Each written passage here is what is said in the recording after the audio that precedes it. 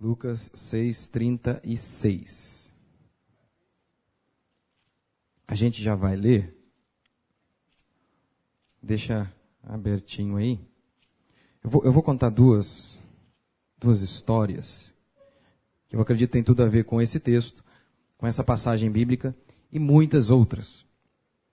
A primeira é a fábula do lobo e do cordeiro. A fábula é a seguinte. O cordeiro estava bebendo água junto ao rio, quando de repente o lobo se aproximou. E então o lobo faminto olhou para ele e tentou inventar uma desculpa para matá-lo. E disse o seguinte: ô cordeiro, você merece morrer. E o cordeiro perguntou: por quê? O que eu fiz? Porque você está turvando a água aqui, você está sujando a água. Aí o cordeiro falou: mas como isso é possível? Você está em cima, eu estou embaixo, eu estou bebendo a água que vem de você. Eu não posso turvar a água para você, se você está em cima. Não, mas você tem que morrer porque você falou mal de mim o ano passado. E o cordeiro retrucou: eu nasci este ano. Não, mas o seu irmão mais velho falou mal de mim. Eu sou o filho único. Não, mas seu pai, alguém falou. E não. Parece uma história boba. Reflete quase tudo que tem a ver com o entendimento da realidade que nos cerca. Com o entendimento da verdade. A moral da história é óbvia. Há pessoas que elas não estão interessadas em argumentos lógicos. Elas não estão interessadas em ser convencidas. Elas não estão interessadas na verdade. Elas não estão. Elas querem apenas satisfazer seus desejos carnais. Apenas isso. E na história, eu e você somos o lobo.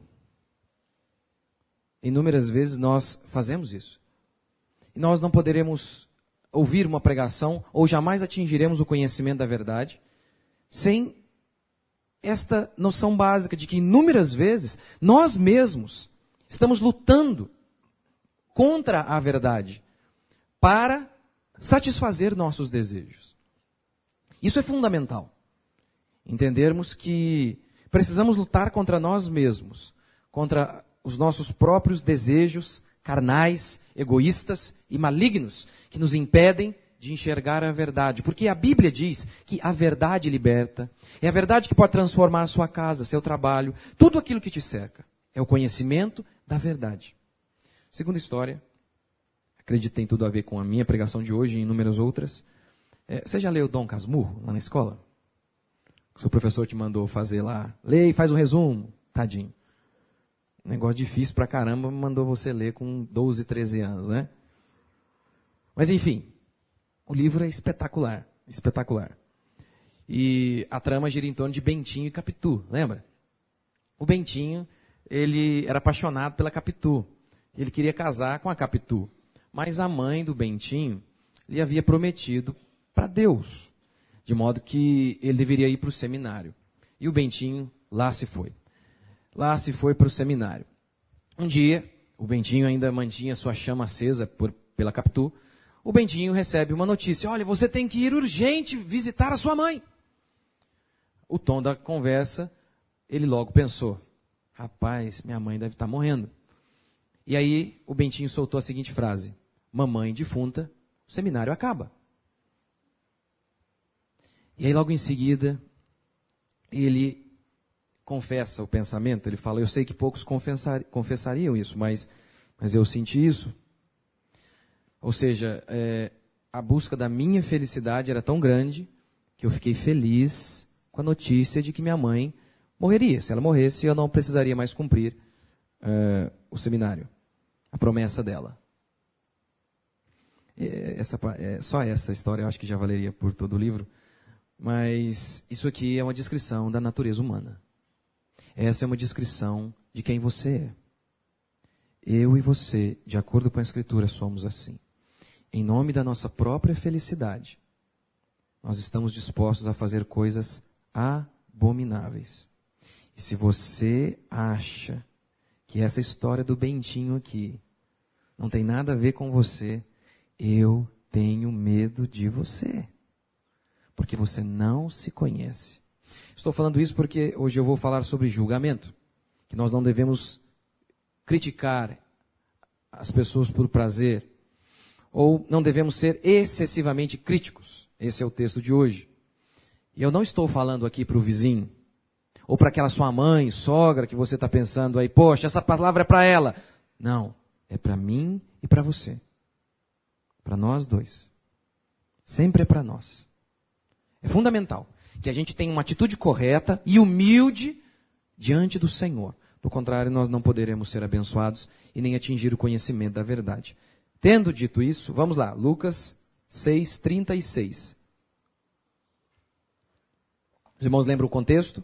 Aqui Lucas está descrevendo o Sermão da Montanha.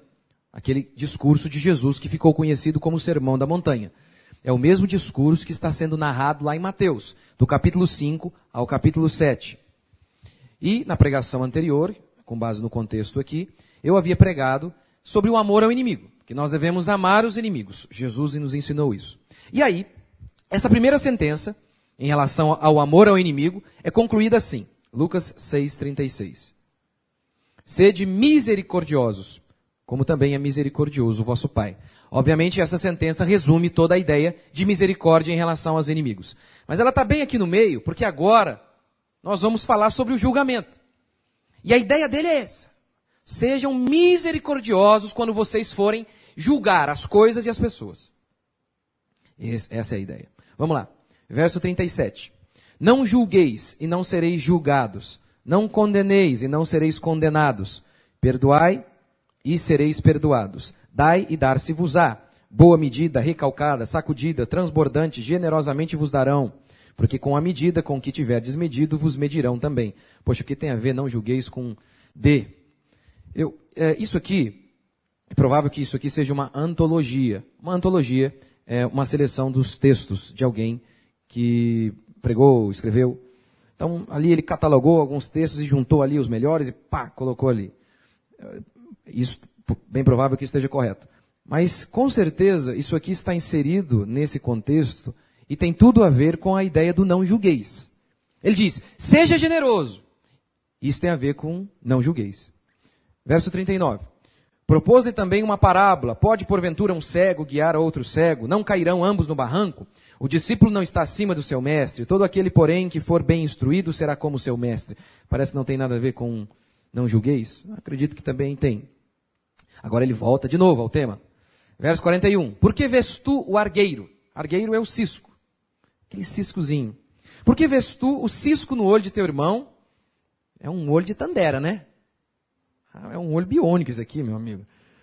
Por que vês tu o cisco no olho do teu irmão, porém não reparas na trave que está no teu próprio? A palavra trave aqui significa um grande tronco de madeira.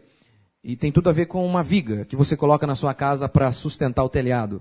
Sabe aquela viga que você coloca? É exatamente isso o significado aqui da palavra trave. Um grande tronco de madeira aí. A ilustração de Jesus parece absurda. Você vai ver que faz todo sentido. Não reparas na trave, nessa viga de 10 que está atravessada aí no meio do seu zóio. Verso 42. Como poderás dizer a teu irmão, deixa, irmão, que eu tire o argueiro do teu olho, não vendo tu mesmo a trave que está no teu? Hipócrita. Tira primeiro a trave do teu olho, e então verás claramente para tirar o argueiro que está no olho de teu irmão. Lembrando que eu estou pregando para mim e para você, hein? Lembrando que eu estou pensando em mim e você aqui, em se tratando do hipócrita e de tudo isso.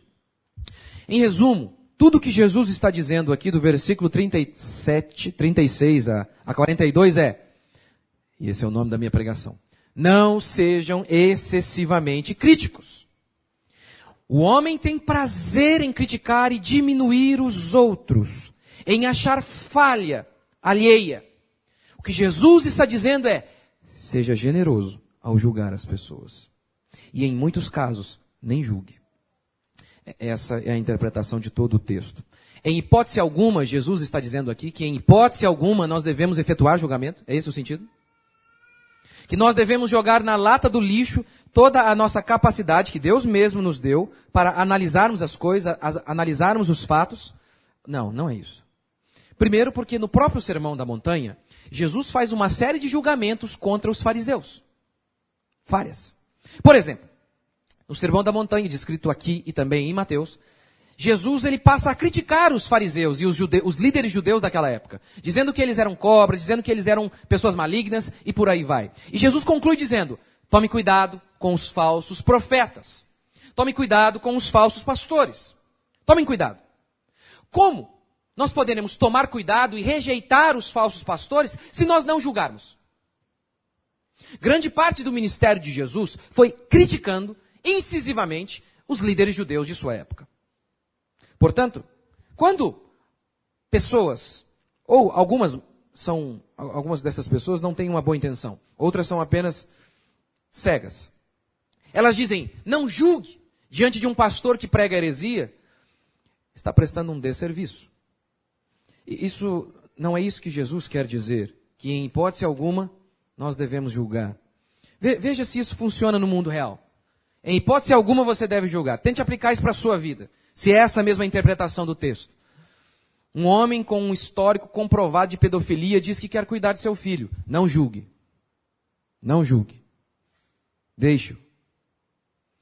Um homem com um histórico de dar cambal nos outros, de ter uma mãozinha leve, de enganar os outros, de vender gato por lebre, está tentando te vender gato por lebre. Não julgue, compre.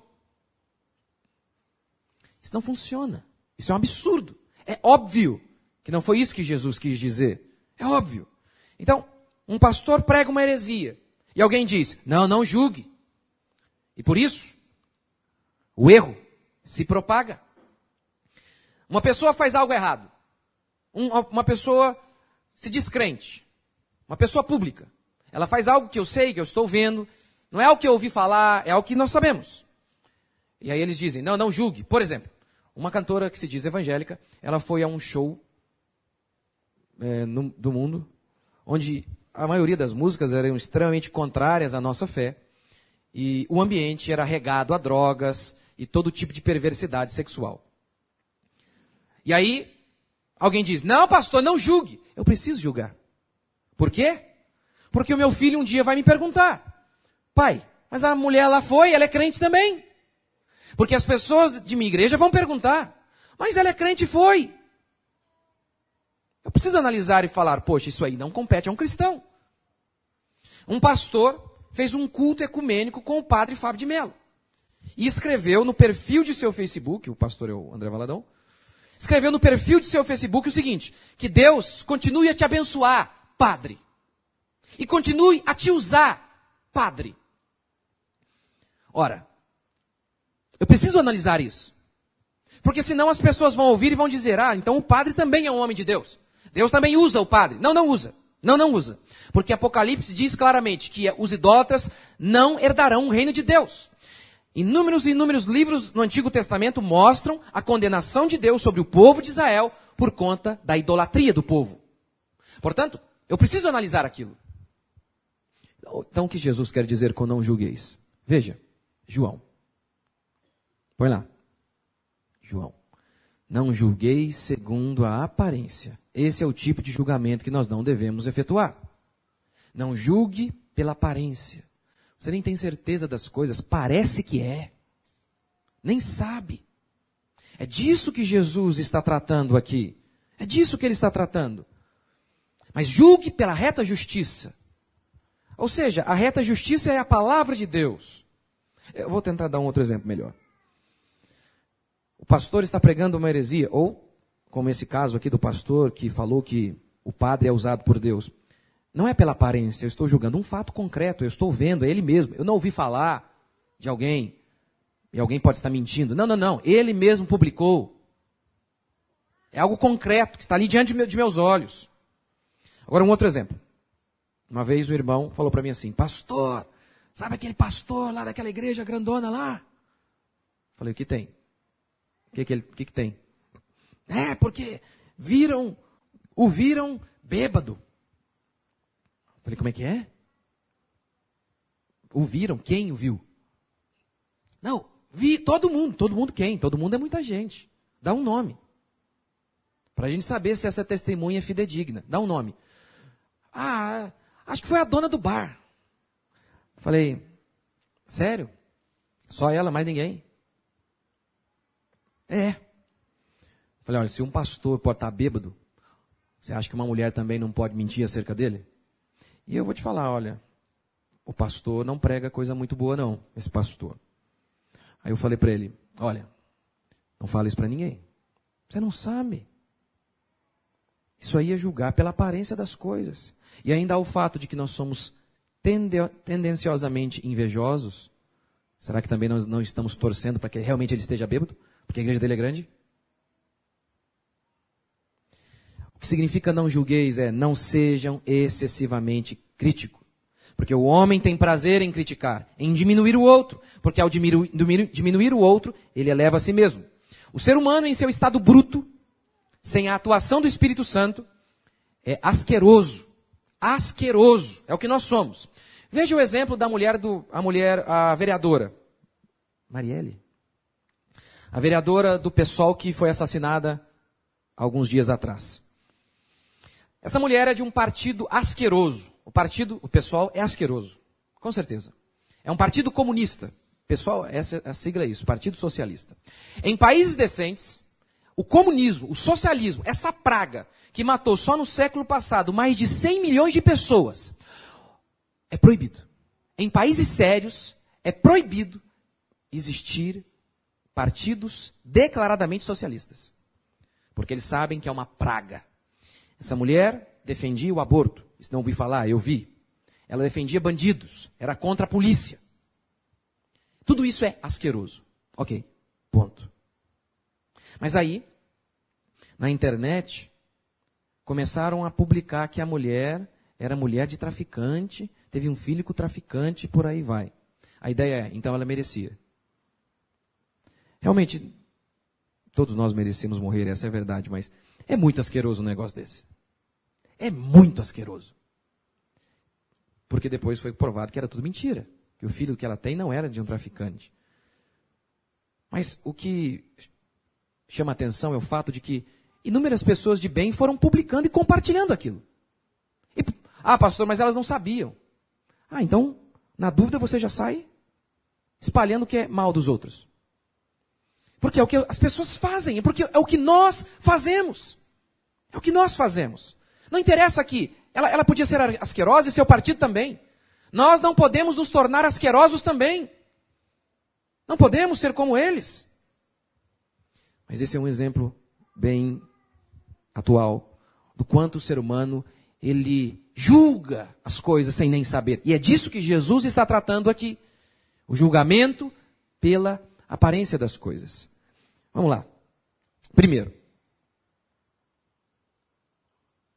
Jesus diz, não julgue para que você não seja julgado. O que significa isso? Seja misericordioso, e Deus também será misericordioso para contigo.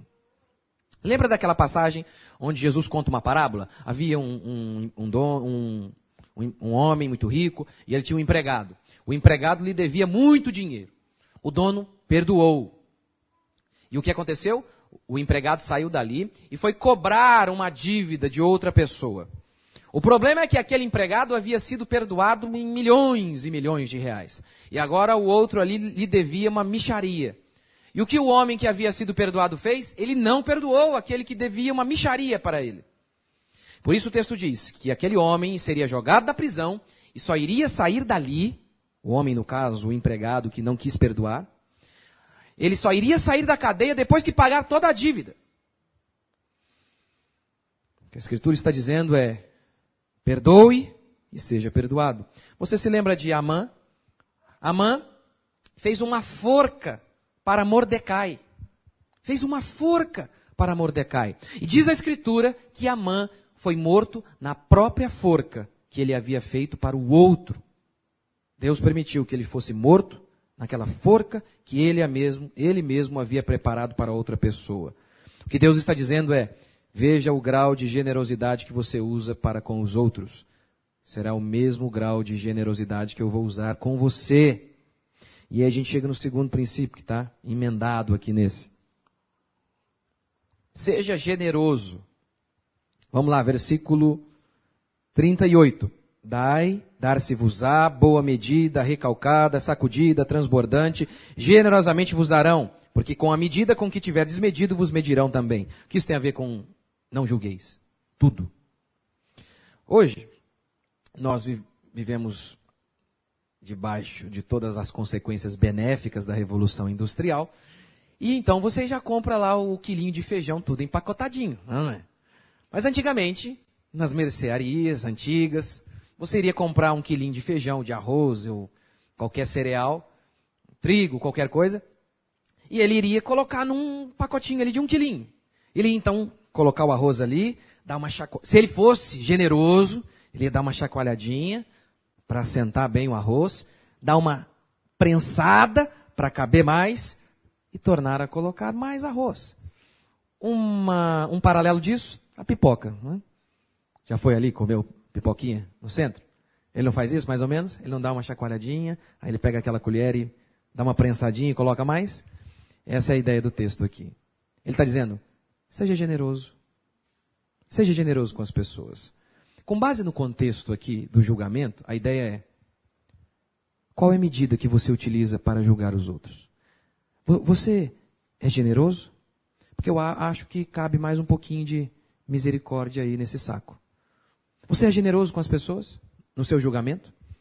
Ou você é extremamente rígido? Extremamente rígido. Não deixa passar nada. Nem 100 gramas a mais. Nada, nada, nada, nada, nada. Nada, nada, nada. O que Jesus está dizendo com isso aqui? Significa, por exemplo, naquele caso, lembra? Aquele caso do adolescente que assassinou a facadas o médico? Lá na Lagoa Rodrigues de Freitas? Lembra disso? Alguns jornalistas publicaram o seguinte, que aquele garoto era uma vítima da sociedade. Porque o homem estava ostentando aquela bicicleta de 5 mil. E o favelado lá ficou sentindo oprimido. Tadinho. Vítima da sociedade. É isso que Jesus está dizendo aqui? Que a gente vai chamar o criminoso de vítima? Não, isso não é misericórdia, isso é injustiça. Isaías 5 diz, chamar o mal de bem é injustiça. Chamar as trevas de luz é injustiça. Ai desses. Ai desses. Até para sermos misericordiosos com aquele adolescente, nós precisamos dizer que ele é um criminoso, para que daí então ele se arrependa de seu pecado. Afinal de contas, se ele é vítima, ele não tem culpa alguma, ele nem pode encontrar a salvação do Senhor Jesus. Haja visto que a salvação tem como condição primária arrepender-se, reconhecer que é mal. Não é isso que Jesus está dizendo, então. O que ele está dizendo? Eu vou te dar alguns exemplos. Seja generoso. Primeiro vou dizer o que não é, o que Jesus não está dizendo. Que a gente nunca pode julgar. Não, não é isso. Um exemplo. Eu ouvi falar uma vez, um rapaz da igreja estava visitando uma igreja. Quer dizer, ele era dessa igreja. E aí, um pastor de fora estava pregando lá na igreja. E o pastor local estava ali, sentado junto à primeira fileira. E o pastor de fora começou a dizer, gente, Xarabacanta Labalaias. Talalaias. E começou. Porque para dar as profecias tem que ter esses incrementos, né? Senão, meu amigo, o povo não acredita, né? Hã? Tem que dar um... Eu fico pensando, ele tá incorporando ali, o que é isso? Está incorporando, será? Porque macumba que é assim, gente, desliga o zap aí. E aí ele começou, Deus está me dizendo aqui, que alguém aqui da igreja vai pagar o casamento da filha do pastor, aleluia. Safado. Safado. É isso que esse homem é. Safado. Pastor, mas pode ser de Deus? Não, não é. Deus nunca faria um negócio desse. Se eu estou aqui e um cara fala um negócio desse aqui, o que automaticamente muitas pessoas poderiam pensar? Que eu combinei com o cara. É ou não é? Você acha que Deus ia me fazer passar essa vergonha? Se Deus está naquele negócio ali, Deus ia fazer isso? Deus é Deus de coisas claras. Ah, mas e... Então, se acontece isso, mesmo que os dois não combinaram nada, talvez o pastor ali quis agradar o outro ali, né? Não interessa. Ele tinha que subir lá e falar, gente, não, vocês não vão pagar casamento de minha filha coisa nenhuma, não. Ninguém vai pagar. Depois disso aqui, está proibido. Esse era um homem honesto. Então, não é que Jesus falou não julgue. Temos que julgar essas picaretagens que as pessoas fazem. Claro que temos. Isso aqui é um fato, eu estou vendo. Agora eu vou te dar um exemplo do que é o não julgueis que Jesus diz aqui, que é o não julgueis pela aparência. Você não sabe direito, é só aparência. Em maio, eu vou para uma conferência no Rio de Janeiro. E aí, estou lá fazendo a minha inscrição. A inscrição é R$250. E estou vendo os comentários embaixo. Eu não vou não. Aí um infeliz filisteu falou assim, que se fosse de graça eu ia, que não sei o que lá, esses pastores mercenários aí. E os pastores que estão lá, eu pelo menos os acompanho há algum tempo, para mim são homens de Deus, pessoas sérias. Mas tinha que ser de graça. Olha, realmente, de graça seria o melhor, mas não dá para fazer, eu acho que muito difícil fazer uma conferência de graça. Eu explico por quê. Nosso culto aqui é de graça, as pessoas vêm, contribuem se quiserem, mas é de graça. Por que uma conferência é diferente? Porque irão pastores renomados de todo o Brasil lá, pessoas conhecidas. Pessoas que têm algo a dizer e que muitas pessoas querem ouvi-los. Então, ele solta o convite lá. O lugar, eu olhei lá, é mais ou menos para umas 400 pessoas. Aí ele solta, dizendo, é de graça, para o Brasil inteiro. O convite é para o Brasil inteiro.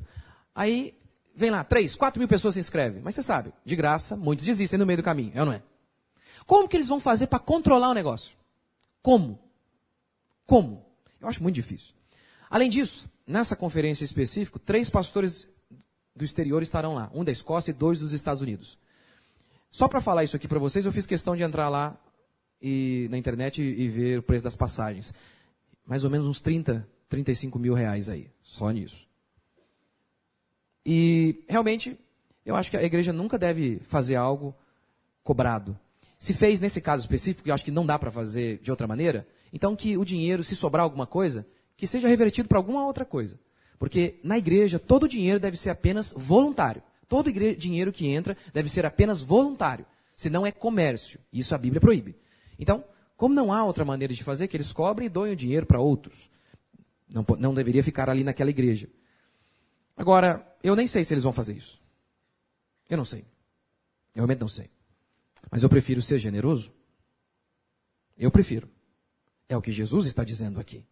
Eu não prefiro sair por aí achando que todo mundo é pilantra. Eu não vou andar por aí achando que todo mundo é sem vergonha. De bate pronto, sem nem conhecer a história dos outros, de bate pronto, todo mundo é pilantra. Pilantra é quem pensa assim.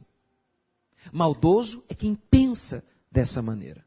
Porque o maligno, ele apenas vê maldade nos outros. Pegue um homem safado, que dorme com meio mundo aí. Ele geralmente acha que os outros também são como ele. Se deixar uma moça numa situação muito favorável e desprotegida diante dele, ele traça. Então o que ele pensa? Que todos os outros, numa circunstância igual, também fariam o mesmo. Por quê? Porque nós tendemos a ver o mundo de acordo com os nossos olhos espirituais, de acordo com o nosso coração. Os malignos veem apenas maldade. Apenas maldade. Uma vez eu estava contando para uma mulher que era uma bênção.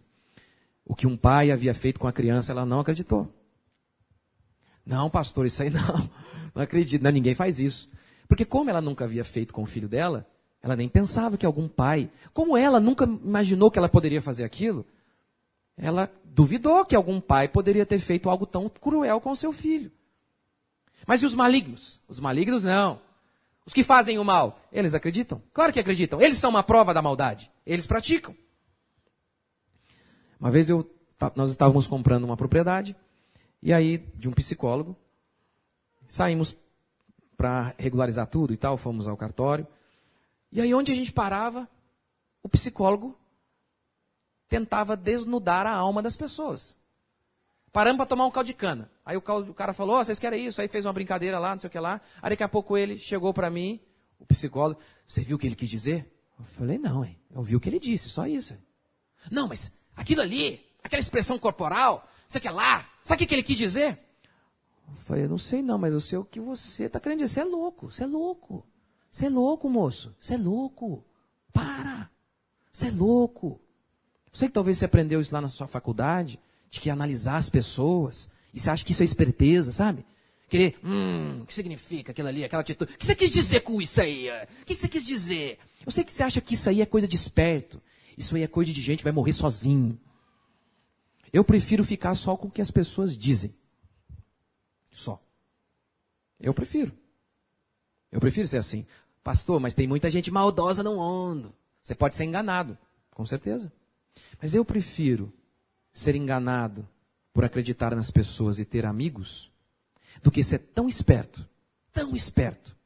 e andar sozinho. Mesmo porque a Bíblia diz, nada há oculto que não venha a ser revelado. Nada. Ninguém pode enganar os outros por muito tempo. A verdade sempre vem à tona. Então, é isso que Jesus está dizendo. Coisas concretas, você está vendo, você ouviu ali. Analisa. Agora, o que o outro quis dizer. Eu sei, as mulheres principalmente têm essa tentação. O marido vai e diz qualquer coisa. O que você está querendo dizer com isso? Não é? O que você está querendo dizer? Pode um negócio desse? Terrível. Terrível. Lembra daquele lá do Todo Mundo Odeia o Chris? O pai do Chris, a mulher, a Rochelle, ela diz, nós vamos fazer uma festa para você hoje. Ele diz, não quero. O que você está querendo dizer? Você está querendo dizer que você não quer uma festa para você, para quando tiver a minha, não tiver festa para mim também? Veja a mulher o que ela fazia, gente. Olha onde ela ia, meu Deus do céu. Mas nós não fazemos isso muitas vezes, não? Nós não fazemos isso? Aquilo ali que o pastor falou, aquilo ali foi indireta para mim, gente. Você acha que eu não sei, não? Estou sabendo, gente. Sou boba não, viu, pastor? Você não me engana, não. Mas da onde, gente? Pode um negócio desse? Eu lembro no começo, uma vez fizemos um evento assim na igreja. Sei lá, pizza, sei lá o quê. Um monte de gente na igreja. Aí eu cheguei, sentei. Fui lá, cumprimentei algumas ali e tal, mas tinha muita gente. Aí depois, a irmãzinha mandou mensagem. Pastor, tá com algum problema comigo? Falei, não, o que foi, mano? Passou lá, nem me falou, nem cumprimentou.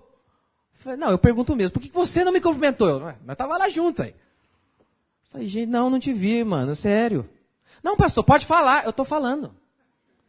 Não tem. Não, pastor. Isso aí, porque se fosse um irmão rico, pastor. Tá vendo? Terrível. Nós vivemos num lugar, num país, onde você é ensinado constantemente a achar que todo mundo quer o seu mal. A esquerda fez isso conosco. A esquerda fez isso. Vou te dar um exemplo. O vitimismo em relação aos negros. Todo mundo aqui odeia negro. Quando você vê a Rede Globo, é isso que você pensa. Que tem negro, tem membros da Ku Klux Klan aqui matando negro aí. Você vê negro na rua aí sendo esfaqueado. É isso que você pensa. Se você sai de outro país, lá dos Estados Unidos, chega aqui e assiste a Rede Globo, ou lê a Folha de São Paulo, você pensa, brasileiro odeia negro. É o que você pensa. Mas é mentira. Quem aqui não tem um parente negro na família? Nós somos todos misturados. Meu avô era negro. Que papo? Isso é mentira. Na minha escola, tinha negro, tinha japonês, tinha gorducho, tinha orelhudo, tinha careca, tinha de tudo. Tinha racismo. Não, eu não lembro disso. Eu nunca lembro desse negócio de racismo lá na minha escola. Pastor, mas o pessoal não fazia bullying com o negro? Fazia com o japonês, fazia com o branquelo, com o canela fina, fazia com todo mundo. Nunca vi isso. Não, você é negro, não vai jogar aqui não, meu amigo. Vai jogar aqui não. Você é negro? Vamos te dar 7. Você merecia 10, mas vai ganhar 7. Aí eu cheguei à vida adulta. Aí fui lá assistir a Rede Globo. Aí eu falei, gente, mas eu estou em outro mundo, eu acho, porque eu nunca vi isso. Esse ódio de todo mundo pelos negros. Então você é ensinado isso todo o tempo. As mulheres também. Todo homem te odeia. São machistas, você ganha menos, por quê? Porque você não presta, porque eles te desvalorizam. O tempo inteiro você é ensinado a cultivar o ódio no seu coração. O tempo todo você é ensinado a acreditar que sempre alguém está planejando o seu mal. É isso que Jesus está dizendo. Para com isso. Para com isso. Não, porque ele, sabe por quê que eu não estou naquele lugar? Porque eu sou negro. Não, porque você é ruim às vezes. Porque você é ruim no que você faz. É por isso. Nos Estados Unidos, realmente, o racismo era uma coisa absurda. Nos Estados Unidos, havia banheiro para branco e banheiro para negro. Lá sim. Nós temos muitos defeitos. Somos campeões em defeitos. Esse não. Eu não estou dizendo que não haja, em alguns lugares, racismo, mas num contexto geral, que o nosso país é racista. Isso é um absurdo, isso é mentira. Então te ensinam o tempo inteiro a fica esperto, hein? Julga mesmo. Analisa. Nesse caso, não julgueis. E quando você achar que alguém tem algum problema com você, faz como eu. Vai lá e fala com ele. Fulano, cara feio, é fome ou birra? Tá bravo? Fiz alguma coisa? Tá chateado?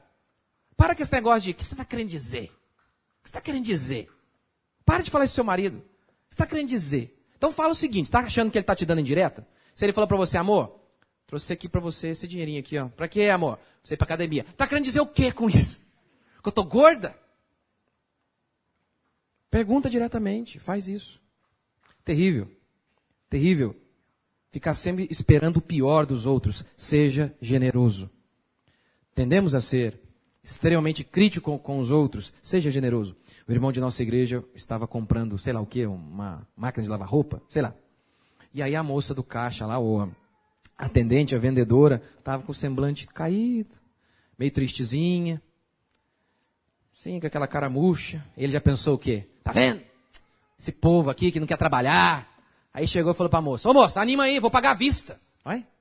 Pode isso?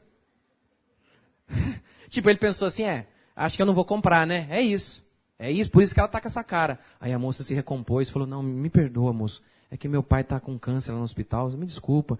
Aí ele, nossa, moço, eu vou comprar até 2 máquinas agora para ajudar. Aí, tá vendo? Essas pragas, é o que a gente é assim, nós somos assim.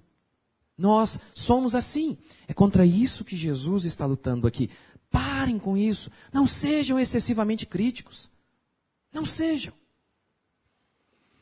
Terceiro, o discípulo é maior que o mestre. É isso que eu coloquei ali? Aprenda com os mestres corretos. É isso. Jesus diz, um cego guiando outro cego, ambos vão cair no barranco. Óbvio que a ideia geral aqui é que aquele papinho que você ouve às vezes, eu posso frequentar uma igreja, o pastor é desonesto. Eu sei, o contexto aqui não é desonestidade, é apenas ignorância. Mas eu posso frequentar lá, mesmo que o pastor roube, que não tem problema. Porque Deus vai me abençoar mesmo assim, porque eu estou indo lá.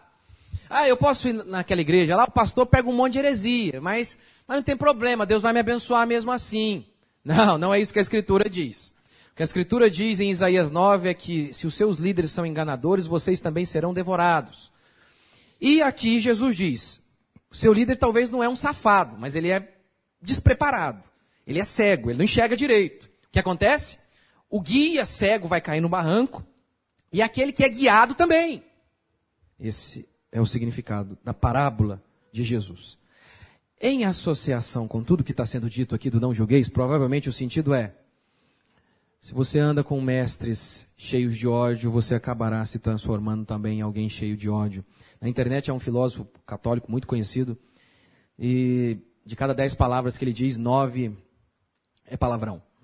Ele é extremamente vingativo e terrível. E aí você vê os discípulos dele espalhados pela internet. São iguais. Exatamente iguais. É disso que ele está dizendo, que ele está tratando aqui. Quarto, seja duro consigo e tolerante com os outros. Tire o cisco, primeiro de si mesmo, ou a trave. É o que Jesus diz aqui no versículo 41. Por que você vê o cisco no olho do irmão, mas não vê uma viga que está atravessada na sua cara? E ele diz, hipócrita. Ele descreve isso como hipocrisia. O que é hipocrisia? O que é hipocrisia? É dizer algo, condenar algo, mas fazer o mesmo. Essa definição você já conhece. E está correta. Só que não é apenas isso. Não é criticar o outro porque o outro rouba a maçã e também roubar maçã. Não é bem assim. A hipocrisia não é assim.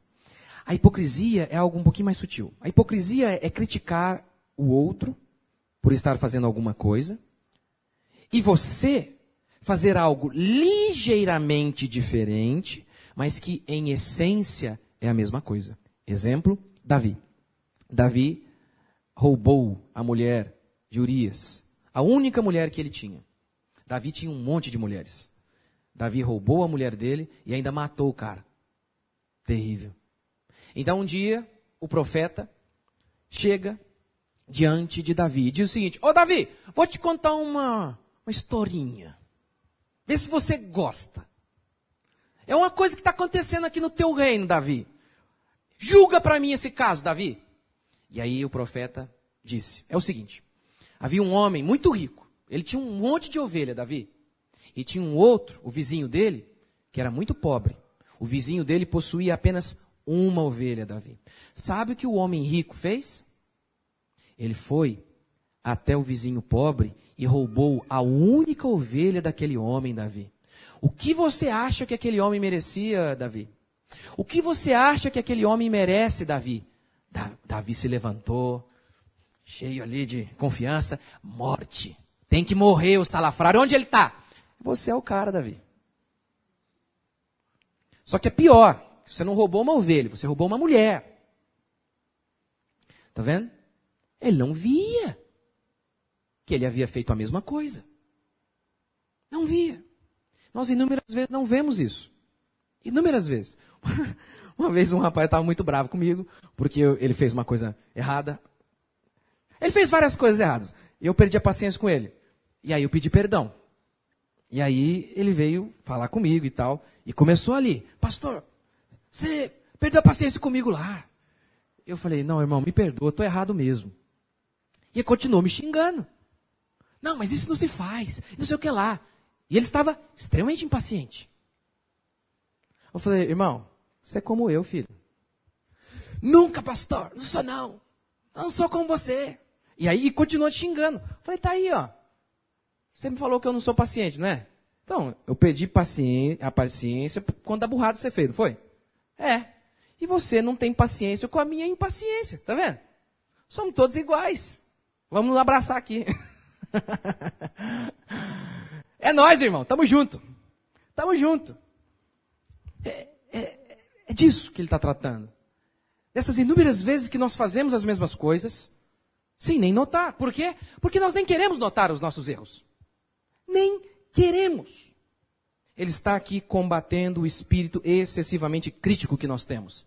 Porque nós constantemente somos generosos conosco e críticos com os outros. Vou te dar um exemplo.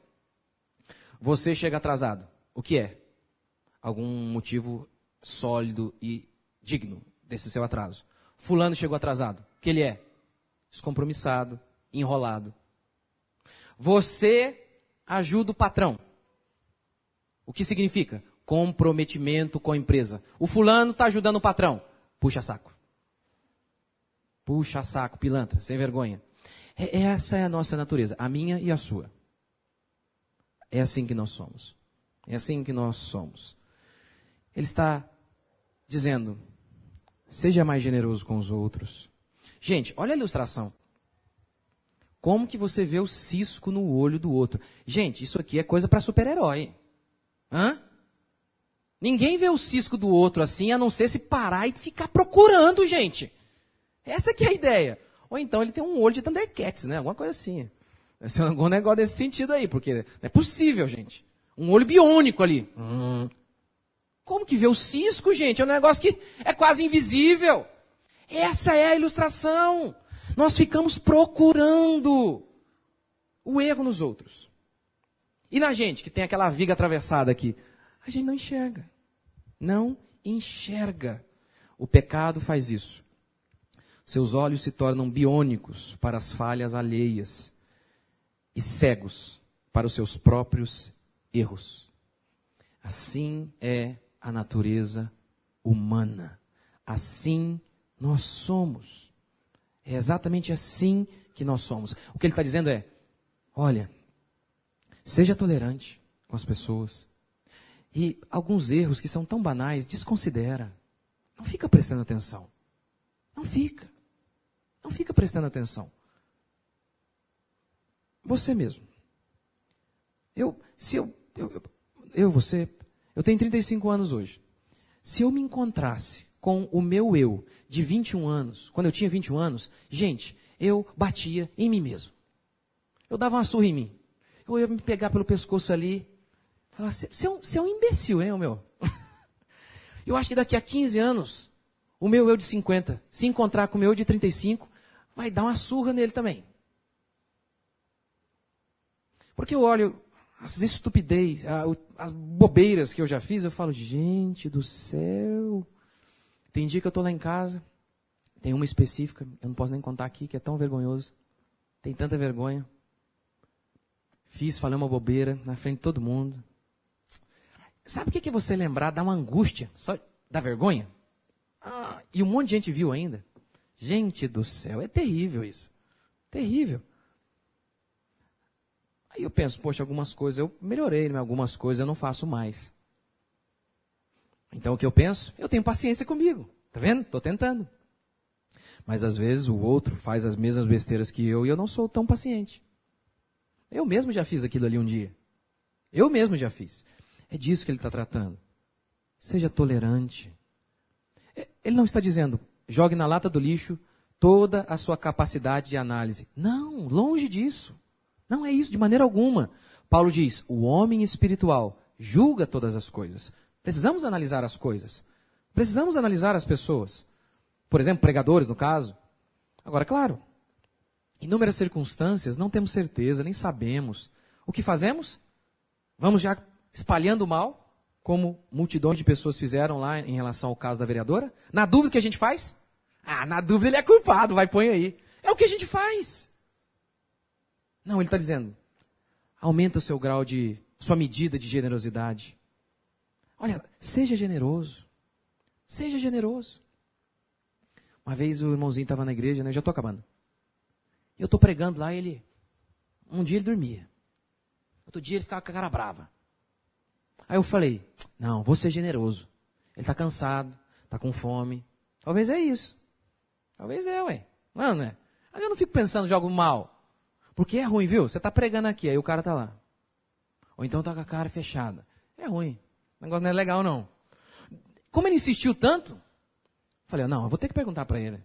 Mas eu dei um voto de confiança. Falei, irmão, você não vai com a minha cara? Não.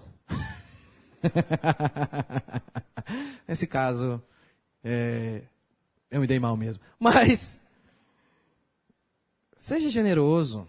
Seja generoso. Seja generoso com a sua mulher, meu Deus do céu. Seja generoso comigo. Aleluia. Por favor. Seja generoso com outros. Seja generoso com todos. Não aniquile sua capacidade de analisar as coisas. Mas dê um voto de confiança. Você pode ser enganado algumas vezes, com certeza. Mas é melhor do que ser tão esperto a ponto de andar sozinho.